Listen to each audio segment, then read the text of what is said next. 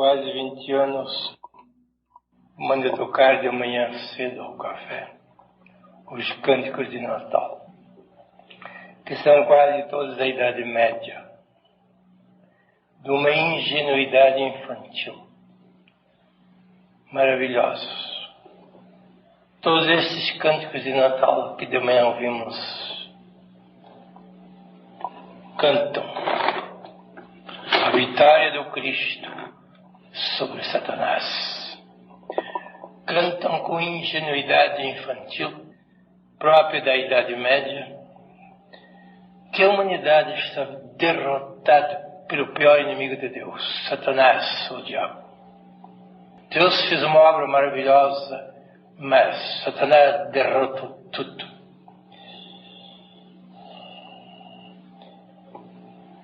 Mas Deus prometeu consertar a história. Levou muitos milhares de anos e depois mandou o Cristo. E o Cristo derrotou Satanás. Nós estávamos presos nas cadeias de Satanás. E o Cristo abriu o cárcere. E por isso vamos cantar os cânticos de Natal, porque são os cânticos da libertação pelo Cristo. Isto está no fundo de todos estes cânticos. Na infância espiritual da humanidade, a gente aceitava isto. Porque eles entendiam que Satanás era um poder fora de nós. E o Cristo também era um poder fora de nós. Os dois se degladiavam e nós éramos o objeto desse certame. Dizem os cânticos que o Cristo nos libertou da prisão de Satanás. Nunca pensaram seriamente que nós não estamos libertos. Nós continuamos tão escravizados e cada vez mais do que nunca antes. Quer dizer que Deus foi derrotado mais uma vez na pessoa do Cristo. Isto não se diz nos cânticos. Mas numa idade mais filosófica como a nossa, a gente não aceita mais as interpretações infantis da teologia. E por que é que mando cantar a todos os retiros estes cânticos, se são tão ingênuos? Meus amigos, há uma grande sabedoria oculta nesses cânticos de Natal. A roupagem externa é teológica e infantil, mas o conteúdo interno é uma eterna verdade cósmica. Satanás existe e o Cristo também existe. E Satanás nos derrotou e o Cristo tenta libertar-nos. Apenas com a diferença de que não são poderes externos fora de nós. O campo de batalha somos nós mesmos. Cada um de nós é Satanás e cada um de nós é o Cristo.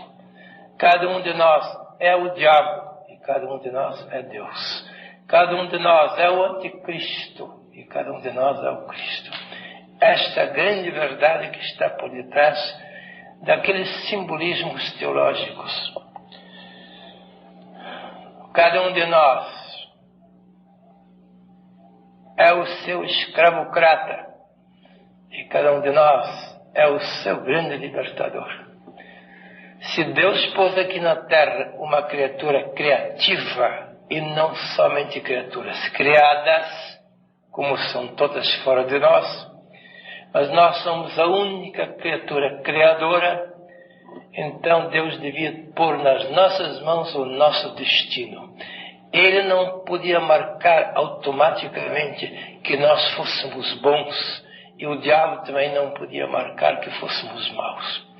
Isto devia depender de nós. Do contrário, nós não seríamos criaturas criadoras, mas apenas criaturas automáticas, como as outras. Mas as eternas leis cósmicas queriam que existisse uma criatura criadora aqui no planeta Terra. E entregou às nossas mãos o destino de sermos bons ou de sermos maus. Não depende de Deus e não depende do diabo. Depende de cada um de nós, porque nós somos bipolarizados. Nós não somos unipolarmente bons, nem unipolarmente maus. Nós somos bipolarmente ou bons ou maus. Depende do nosso livre-arbítrio. Essa coisa misteriosa que não se pode compreender o que é livre-arbítrio. Força criadora para o bem e força criadora para o mal. Mas nós, ingenuamente, atribuímos isto a poderes alheios, fora de nós. E até hoje, em grande parte das igrejas, afinam para esta velha teologia de que o poder negativo é Satanás, fora de nós, e o poder positivo é o Cristo, entendendo sempre uma coisa fora de nós. Hoje em dia está amanhecendo uma compreensão melhor, que nós somos tudo isto, potencialmente bons, potencialmente maus. Depende da nossa atualização, se vamos ser atualmente bons ou atualmente maus. Nós somos onipotentes para o bem e onipotentes para o mal. Vamos ver o que os grandes gênios clarividentes e cosmovidentes e até antropovidentes da humanidade disseram sobre isto. Perguntemos a Moisés, perguntemos a Buda, perguntemos ao próprio Cristo o que é que eles entendem pela criatura humana e seu destino. Todos dão o mesmo esclarecimento. O homem é potencialmente bom e potencialmente mau. Mas depende dele se ele vai atualizar a sua potencialidade positiva ou a sua potencialidade negativa. Isto não depende de Deus, nem do diabo. Depende de cada um de nós, porque nós somos bipolarizados.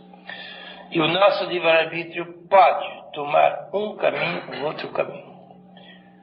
Desde o Gênesis, através do Evangelho, até as alturas do Apocalipse, tudo o mesmo. E até fora da Bíblia, na filosofia oriental, de Buda, de Krishna, de Lao Tse, outra vez a mesma coisa. A mesma verdade. Moisés já falou no sopro de Deus e no sibilo da serpente. As teologias nunca compreenderam o que Moisés quis dizer. O sopro de Deus e o sibilo da serpente. Parece que o sibilo da serpente derrotou o sopro de Deus. Deus inalou ao homem o sopro divino. E a serpente destruiu o sopro de Deus. Parece que houve uma grande queda. Mas o que Moisés sabia depois de 40 anos de solidão nos desertos da Arábia não era coisa tão ingênua como nós pensamos. Ele apenas quis dizer que há dois poderes que se degladiam no homem. O sopro dos Elohim, das forças criadoras, como ele disse. Depois veio o sibilo da serpente. Escolheu a serpente como animal rastejante, colado à terra. E escolheu o sopro de Deus como um poder vindo das alturas. A grande vertical das alturas, que eles chamam sopro de Deus. E a vasta horizontal das baixadas, que eles chamam a Nahash, como diz o hebraico. Ou Office, como diz o grego, ou serpente, como diz o latim. Tudo isto são os dois polos que existem dentro do homem.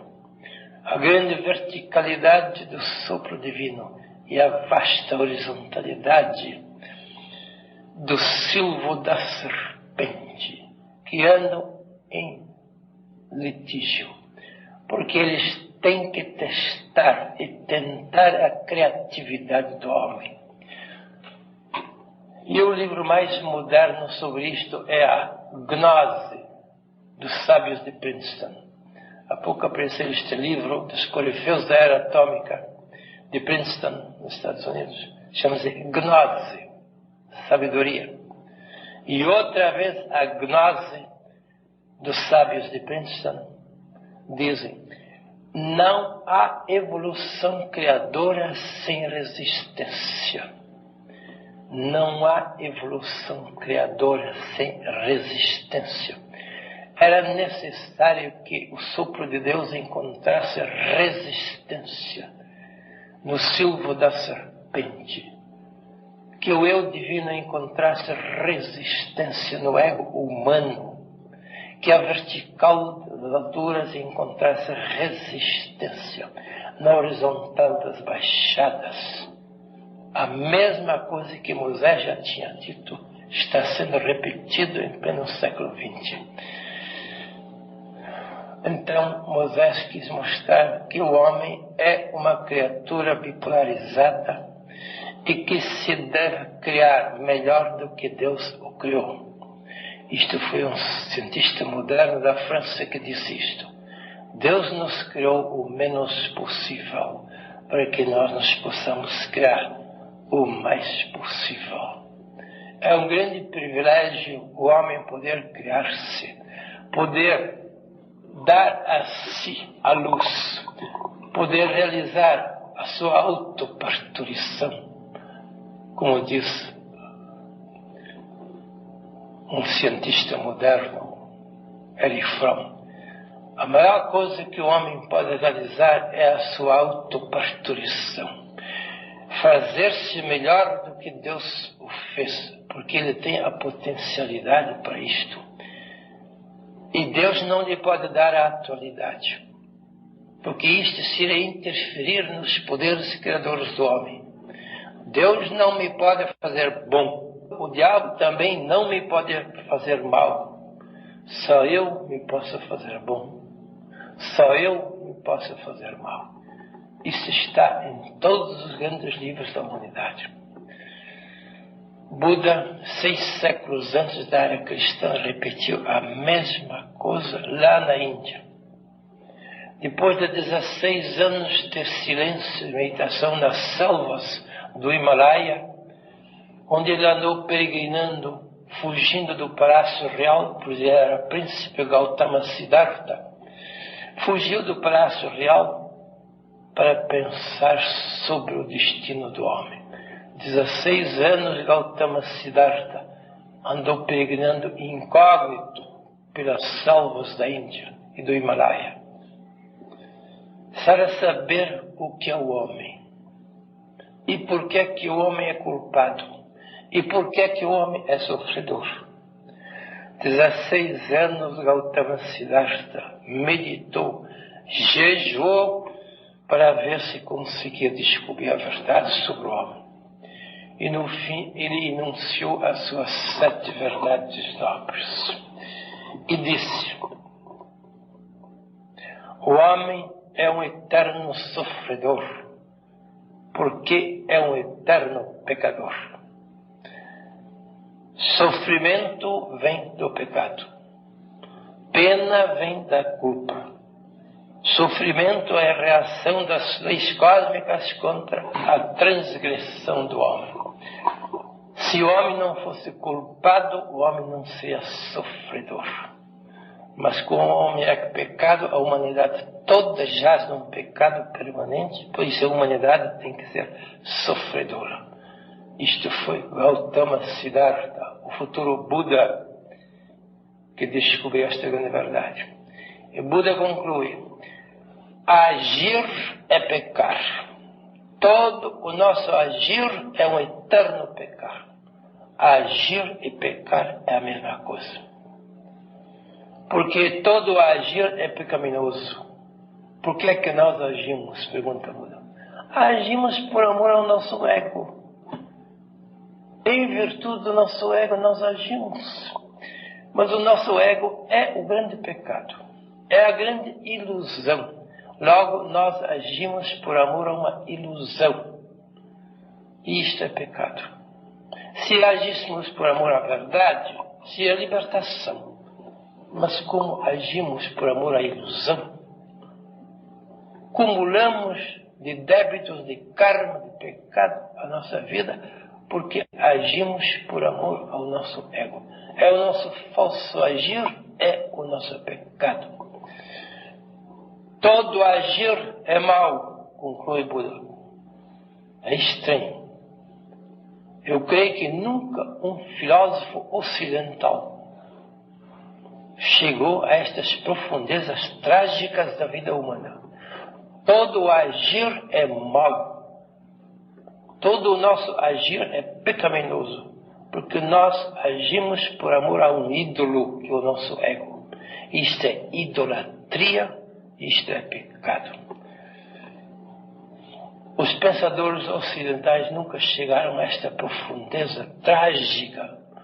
Schopenhauer chegou perto, porque ele era um budista europeu, mas não chegou até as profundezas de Buda. Porque os ocidentais são superficiais, são horizontais. Não há filosofia ocidental de profundidade. Há filosofia ocidental de superfície. Porque a Europa tem 2.500 anos de cultura. Os países para cá do Atlântico têm 500 anos.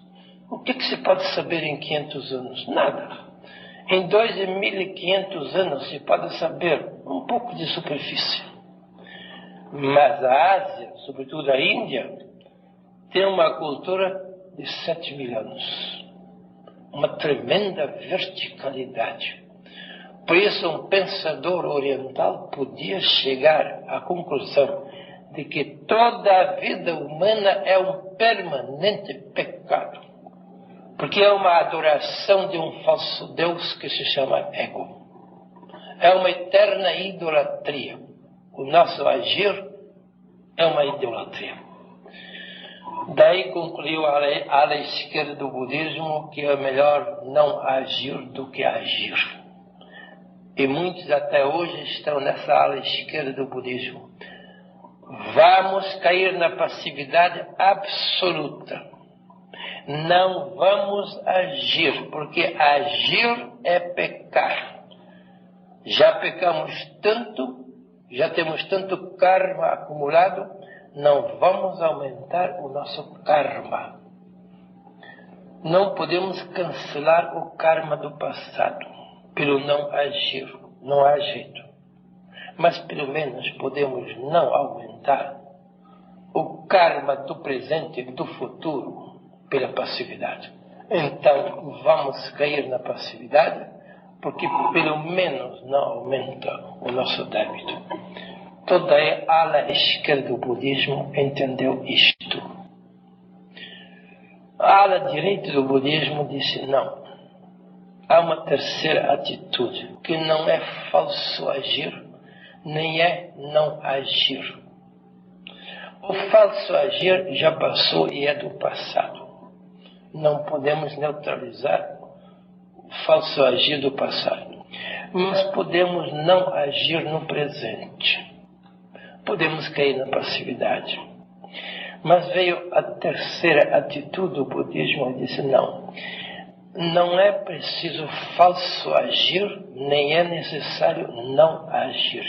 Nós podemos escolher um outro modo de agir que não seja falso agir. Reto agir. A maior descoberta que ainda fez dentro da zona do budismo e da Bhagavad Gita foi: a salvação do homem consiste no reto agir. Não, a sua perdição consiste no falso agir. E a sua salvação consiste no reto agir.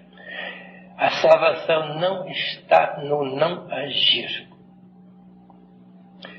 muito menos no falso agir. Mas no reto agir está a nossa libertação. Nós nos entregamos às forças negativas de Satanás pelo falso agir.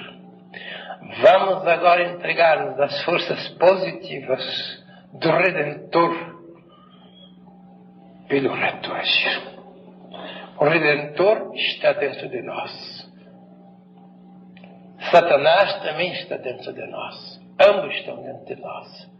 Até agora nós estamos no falso agir. no agir por amor ao nosso ego humano. Agora vamos desistir, não do agir. Não vamos desistir do agir, que nós não podemos viver sem agir.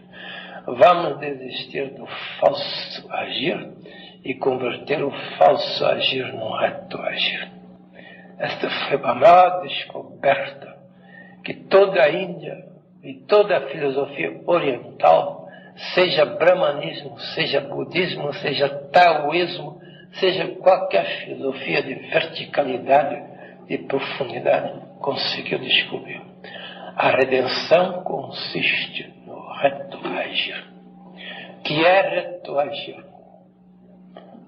É agir por amor à verdade e não agir por amor ao erro, à ilusão, à idolatria.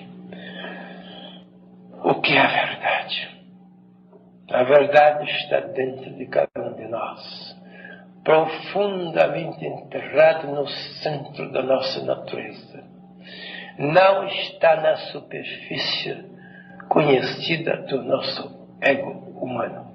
Não, aí não está a verdade. Aí está a ilusão. Pascal, o grande filósofo francês do século XVII, que depois da morte deixou uns manuscritos chamados Pensées, Pensamentos, que foi publicado depois da morte dele. Pascal, nos Pensamentos, diz: o homem é um misto de grandeza e de miséria.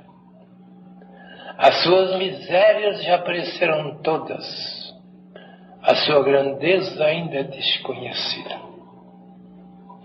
E por que é que a nossa grandeza é tão desconhecida? Porque está no centro da nossa natureza.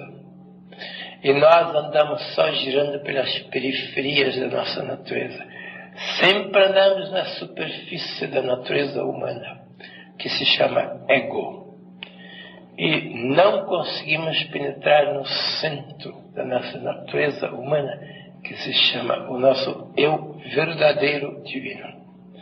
Se conseguíssemos descobrir o nosso centro, conscientizar plenamente que este sou eu,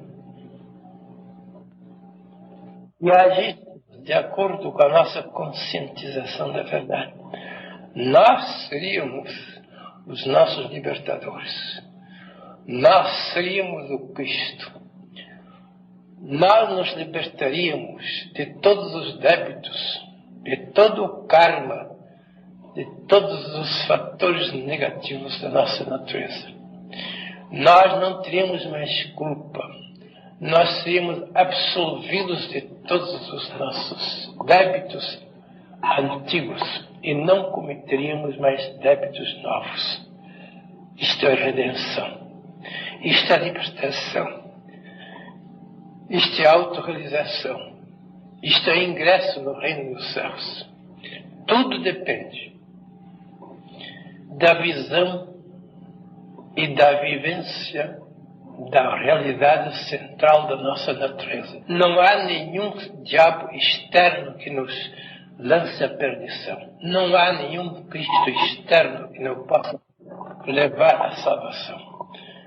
Esses dois poderes existem e sempre existiram, mas não são poderes externos. São poderes internos. E nós só descobrimos, por enquanto, o poder periférico, superficial, que se chama ego, diabo, Satanás, adversário. Quando Pedro agiu em nome deste seu ego e quis impedir o sofrimento de Jesus, que foi que Jesus disse? Vai de retro, Satanás. Vai na minha retaguarda, Satanás. Chamou Pedro de Satanás. O ser humano era Satanás. Evidentemente, o que Jesus entende por Satanás era essa mentalidade de Pedro, que se estava manifestando o seu ego. Vai na minha retaguarda, não te ponhas na minha vanguarda. Na vanguarda vou eu, na retaguarda vais tu. Logo ele identifica Satanás com o nosso ego humano.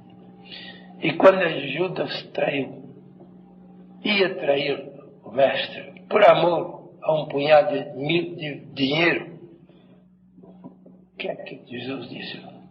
Não escolhi eu a vós 12, no entanto um de vós é diabo. E João, o evangelista místico, acrescenta, ele chamou Judas de diabo, porque Judas não tinha fé nas palavras dele. Falta de fé da parte de Judas é chamado diabo por Jesus. Outra vez, quando o ego prevalece, nós somos diabo. Por isso, dizem os grandes videntes, que nós nos perdemos e nós nos salvamos. A perdição vem da superfície do nosso ego e a redenção vem das profundezas do nosso eu divino. Isto é geral em todos os grandes gênios da humanidade. O Cristo, que é o último dos grandes iniciados do Oriente, porque todos os grandes iniciados são orientais, estranhamente. São todos asiatas.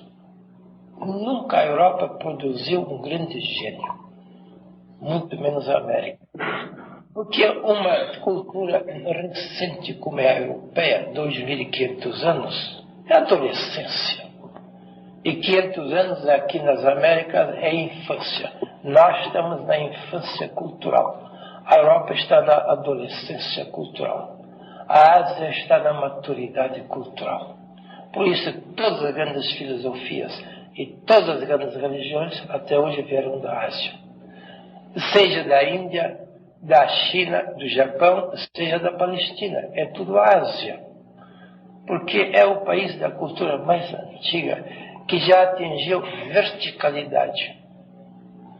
Não somente horizontalidade como os outros países.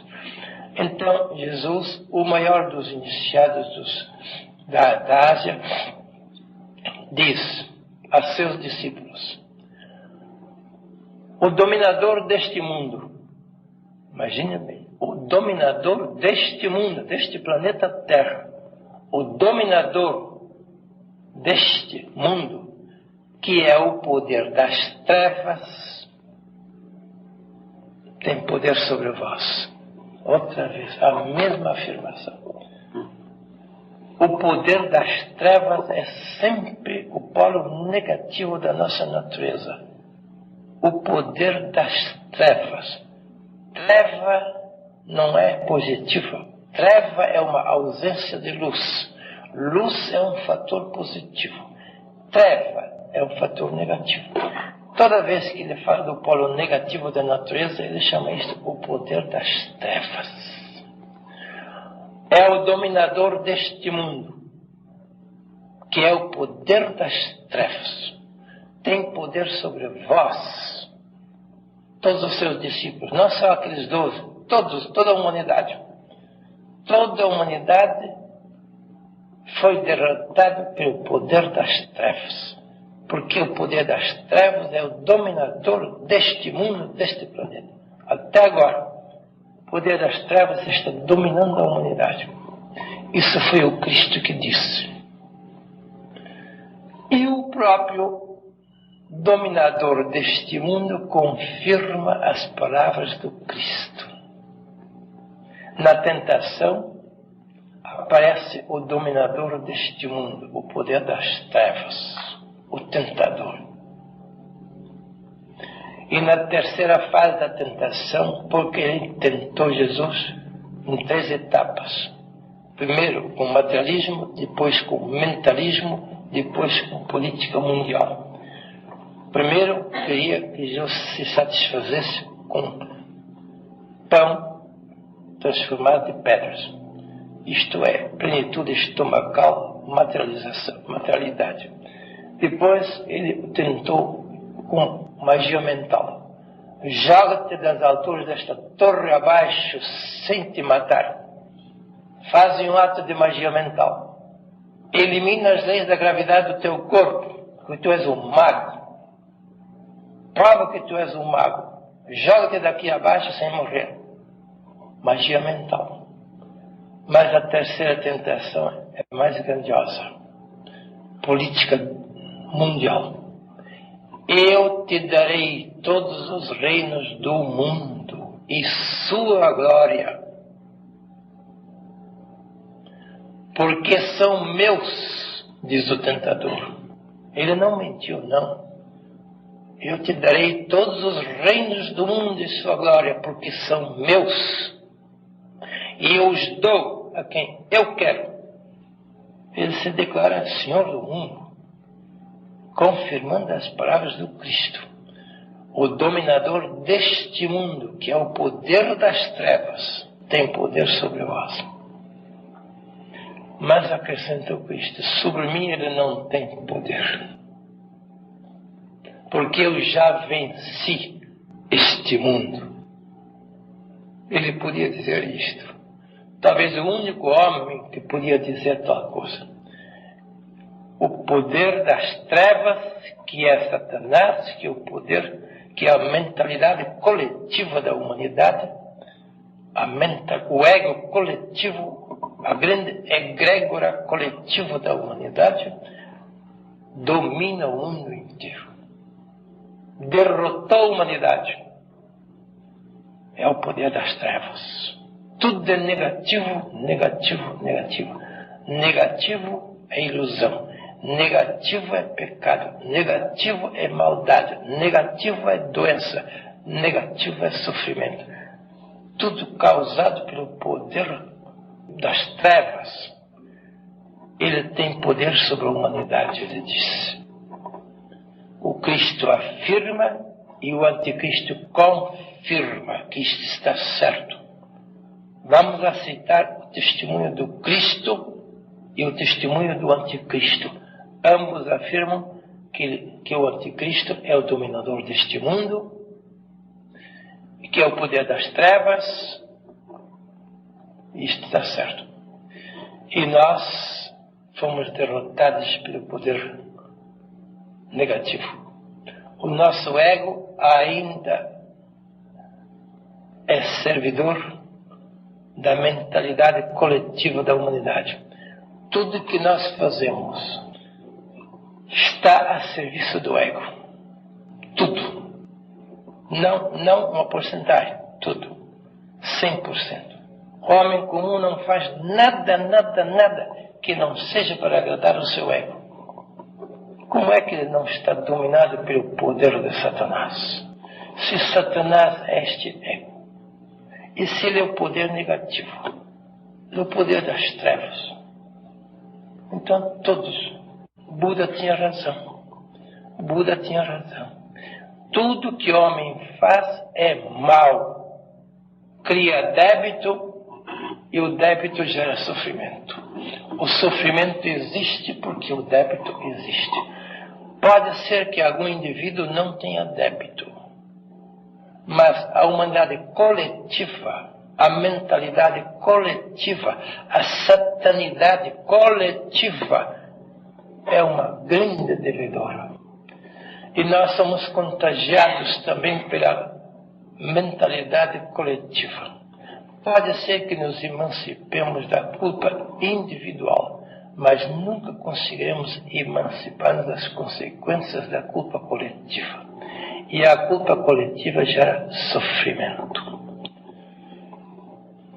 Moisés, Buda, o Cristo, todos são unânimes em confirmar. A nossa culpa e os nossos sofrimentos vêm porque nós ainda não nos libertamos do poder das trevas. A humanidade não se libertou. A humanidade coletiva é culpada e por isso é sofredora. Vamos ver alguns pontos em que mais nitidamente aparece esta culpabilidade da humanidade. Vou mencionar apenas 2 ou 3 pontos pavorosos. Possessividade e sexualidade. que nenhum animal conhece. Só nós. Quando o homem se intelectualizou, ele se tornou um animal intelectualizado. Os outros animais são animais instintivos. O instinto é seguro, não é livre, mas é seguro, não erra. O instinto. A inteligência se emancipou da instintividade e se libertou da instintividade. Mas não se libertou para a verdade. Apenas se libertou da instintividade automática do animal. O homem, até hoje, não passou do animal intelectualizado. O instinto se tornou intelecto e nada mais aconteceu na humanidade. O sopro divino não prevaleceu. O sibilo da serpente prevaleceu. O sibilo da serpente para Moisés é o intelecto. A serpente para ele é a inteligência.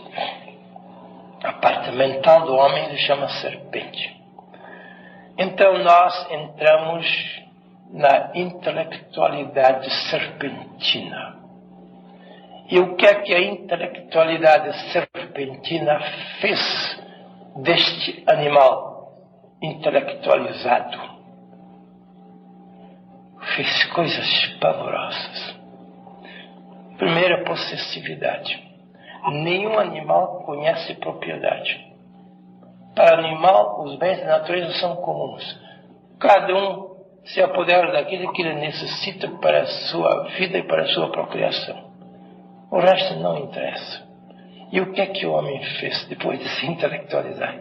Possessividade trágica. Se apodera de tudo, mesmo daquilo que ele não precisa.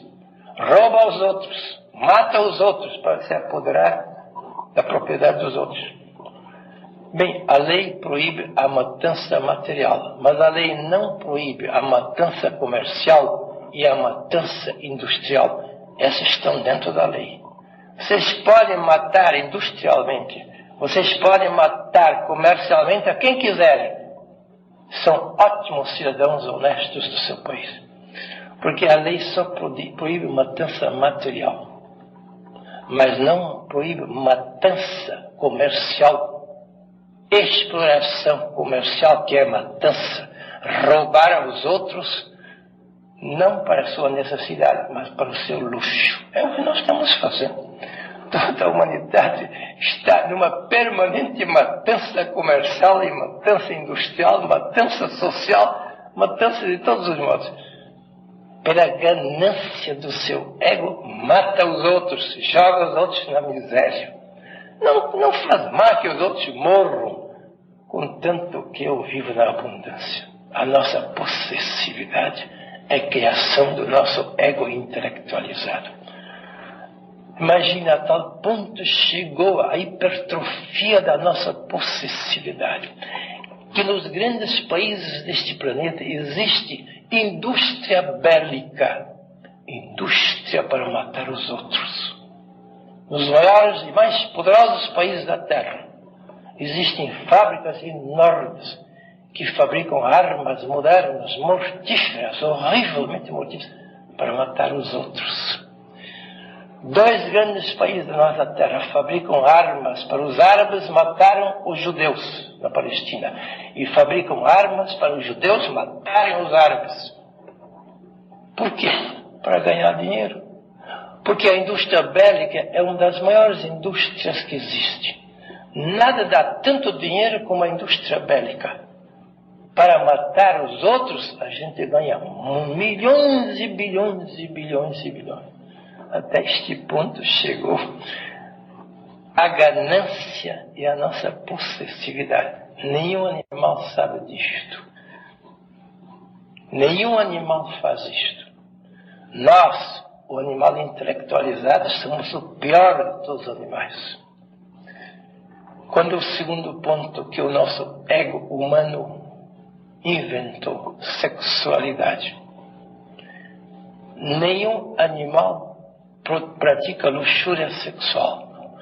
Todo animal pratica sexualidade para a procriação. E como a natureza quer a continuação da vida, é um dever dos seres vivos continuar a vida. A natureza pôs uma isca gostosa diante do dever da perpetuação da vida. Essa isca gostosa se chama libido. Libido é a palavra latina para prazer, do verbo libere, que quer dizer gozar. Libido quer dizer gozo, e usado para gozo sexual hoje em dia. A libido é uma isca que obriga os seres vivos a praticarem ato sexual para a procriação. Está certo, são leis da natureza. O animal usa a libido para a sua procriação. Mas o que é que o homem fez? Ele descobriu que a gente pode separar o meio do fim. O fim é a procriação. O meio é o prazer. A natureza só aceita o meio para conseguir o fim. Isso é honesto. Isso é lei cósmica. O meio, que é a libido, o prazer, para conseguir o fim, que é a perpetuação da vida. Isto é lei da natureza. Porque a natureza, quando quer um dever, ela sempre inventa um prazer. Porque ninguém faz o dever por causa do dever. Cumpre o dever por causa do prazer. Isto é da natureza. Para conseguir a perpetuação da vida, a natureza tinha que inventar o prazer.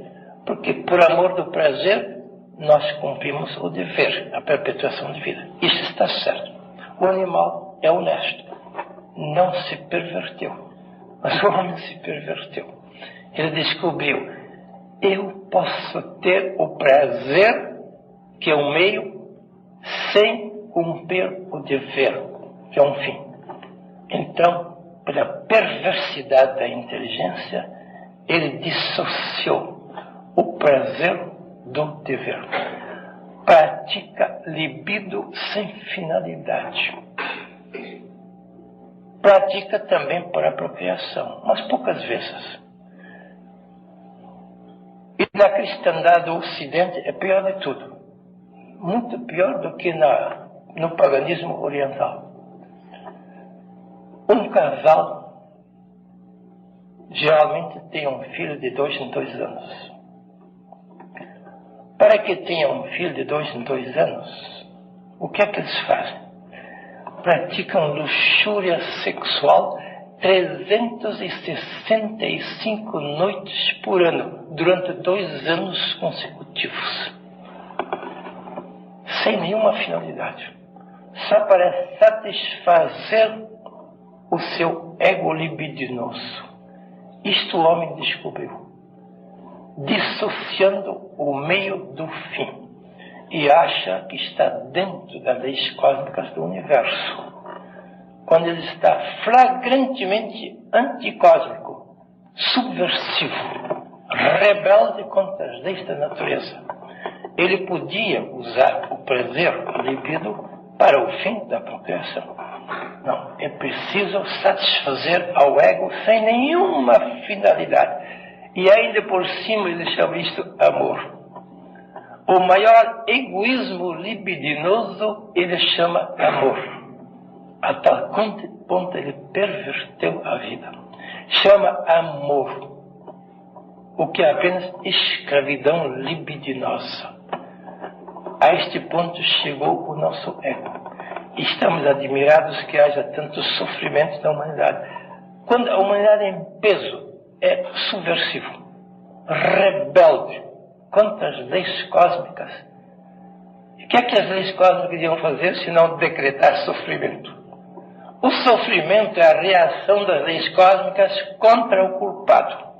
E a humanidade toda é culpada, 99% pelo menos. A humanidade toda é culpada. É anticósmica, é subversiva. Os médicos pensam que podem abolir os sofrimentos e as doenças por meio de remédios, etc. É pura camuflagem.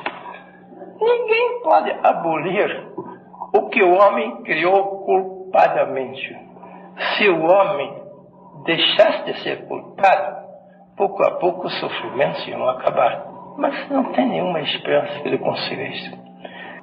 Quer dizer, o nosso ego inventou a arte de dissociar o prazer do dever, quando a natureza só conhece o prazer como meio para o dever. Mas o nosso ego, que é perversamente satânico, inventou isto. Veja a que ponto chegou o nosso ego antes de chegar às profundezas do nosso eu. Nós estamos boiando na superfície. A humanidade não está representada por nós. Isto é uma infra-humanidade. Isto não é uma humanidade normal como Deus quis. Ele nos deu a escolha. Vocês podem hipertrofiar o ego e atrofiar o eu. Eu vos dei o livre-arbítrio. Mas sois responsáveis pelas consequências. E nós hipertrofiamos o ego, uma tremenda hipertrofia, e atrofiamos o nosso eu, numa vergonhosa atrofia. O nosso eu é quase completamente desconhecido e não funciona. É uma luz debaixo do velador, é um tesouro oculto, é uma pérola no fundo do mar, segundo a expressão do Cristo. Tudo isto existe em nós, mas nada disto está funcionando. O nosso eu divino não está funcionando. Nem na possessividade, nem na agressividade, nem na sexualidade, não está funcionando em parte alguma. O nosso ego tomou conta da nossa vida. E por isso a humanidade jaz nesta miséria. Culpa gera sofrimento. E toda a humanidade é uma grande pecadora. Agora, nós não podemos absolver a humanidade dos seus débitos. Eu não posso converter ninguém. Eu só posso converter a mim mesmo. Vós não podeis converter o vosso vizinho da direita ou da esquerda. Jesus nunca converteu ninguém, graças a Deus. Nunca converteu nenhum dos seus discípulos, porque ele sabia que converter os outros é impossível. Cada um pode autoconverter-se, mas ninguém pode aloconverter os outros. Eu não posso converter ninguém, ninguém me pode converter a mim. Ninguém pode converter alguém, exceto a si mesmo. Logo, a nossa única tarefa nesta vida é converter-nos a nós mesmos. E converter não quer dizer passar de uma igreja para outra. Isso não é conversão, isso é camuflagem. Converter é passar da hipertrofia do ego e da atrofia do eu para o pleno desenvolvimento da consciência do nosso eu verdadeiro. Isto é conversão. A única conversão é consciência e vivência na luz do nosso eu divino. Isto é conversão. O único serviço que cada um de nós pode prestar à humanidade não é tentar converter os outros. Isso é bobagem. Nunca ninguém converteu ninguém. O maior serviço e o único serviço que nós podemos prestar à humanidade é converter-nos a nós mesmos. Pelo menos, neste caso, a humanidade está convertida num ponto. Não em 3 bilhões de pontos. Não, mas num único ponto eu posso converter a humanidade. Eu posso converter a minha humanidade. Eu não posso converter a humanidade dos outros. Então vamos converter a nossa humanidade individual, que é a única coisa que podemos fazer. E se muitos fizessem isto, se 10 fizessem esta conversão individual, amanhã a humanidade seria bastante melhor que ontem.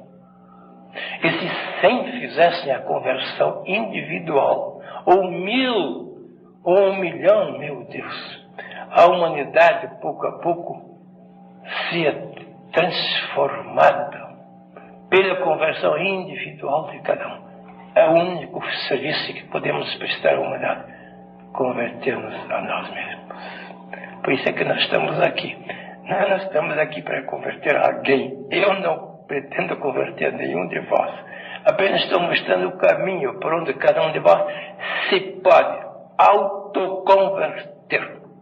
É a única coisa que temos que fazer. O resto é pura camuflagem e mentira, porque não é possível. Cada um se pode e deve converter do seu ego para o seu eu divino.